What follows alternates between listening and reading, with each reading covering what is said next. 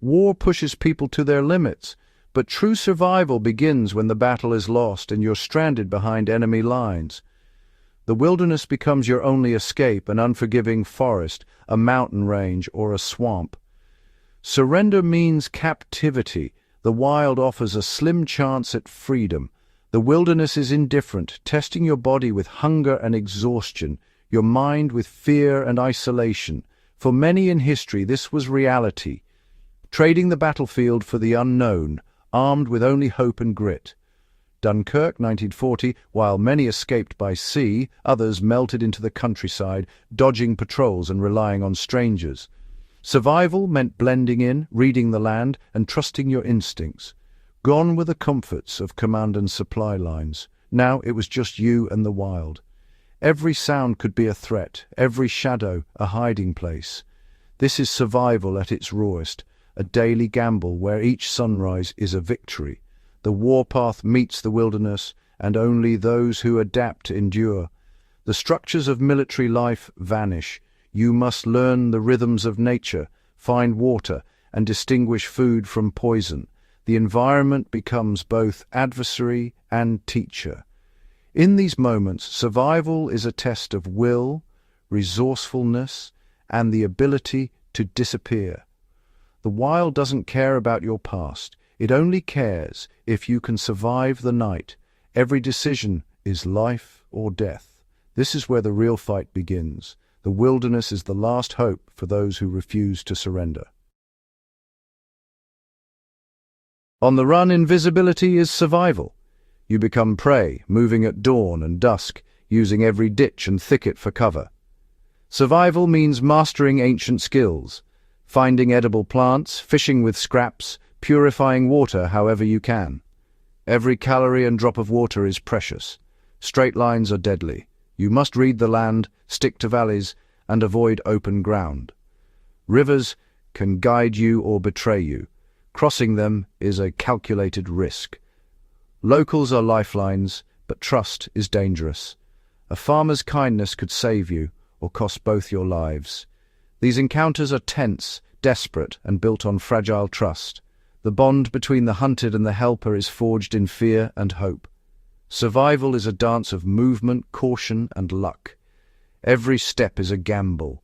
In the wild, knowledge is power, and trust is everything. You adapt or you vanish. The land is both enemy and ally. Only those who learn fast survive. The wilderness rewards the clever and the cautious. The mountains, beautiful, brutal, and deadly, became escape routes for those desperate to flee occupied Europe. Crossing the Alps or Pyrenees meant facing freezing nights, thin air, and treacherous paths.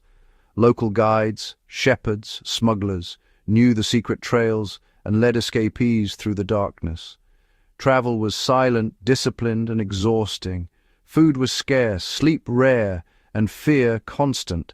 The psychological toll was immense. One misstep could mean death or capture. Networks like the Comet Line guided airmen over the mountains to safety, but many never made it. For those who did, emerging into freedom was a rebirth. These journeys proved that courage and local knowledge could overcome even nature's harshest barriers. The mountains tested every limit. Survival here was a triumph of will and trust. The peaks became both prison and passage. Only the determined and those who listened to their guides survived.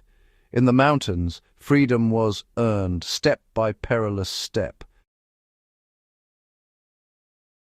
The jungle is a living nightmare, hot, humid, and hostile. In the Pacific War, stranded soldiers faced not just enemies, but the jungle itself.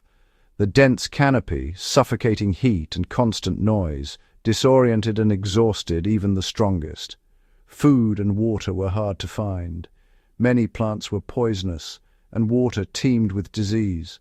Survival meant learning from the land, watching animals moving slowly, blending in. Insects and snakes became food. Patience and observation were vital. The jungle demanded silence and adaptation. Those who survived became phantoms, moving unseen, enduring discomfort and danger. The jungle was both adversary and teacher. Only those who adapted to its rhythms endured. In the green hell, survival was a battle of mind and body. Sometimes survival depends on people, not skills. In occupied Europe, escapees relied on secret networks, ordinary people risking everything to help. These resistance lines moved fugitives from safe house to safe house, each link vital and fragile. Trust was the currency. A single betrayal could doom dozens. Acts of courage happened in kitchens and attics, not battlefields. These networks gave hope, food, and a chance at freedom. They proved compassion could defy even the harshest regimes. In the end, human connection was the greatest survival tool. In the frozen forests and tundra, the cold is the true enemy. Frostbite and hypothermia strike fast. Mistakes are fatal. Survival means learning from locals, layering clothes, building shelters, finding dry wood for fire. Movement is exhausting. Skis and snowshoes are essential. Camouflage and discipline turn winter from foe to ally. The endless white tests mental strength as much as physical. Routines, checking for frostbite, staying dry, are life-saving. Stories like the Norwegian commandos show that knowledge and willpower can conquer even the coldest wilderness. The frozen wastes demand respect and preparation. Only the disciplined and determined survive. Strip everything away and survival comes down to will, knowledge, and connection. The will to live drives you forward when all seems lost. Adaptation, reading the land, learning fast is key.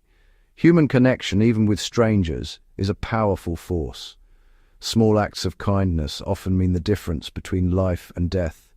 These stories remind us of our own potential for resilience. Ordinary people can do extraordinary things when tested.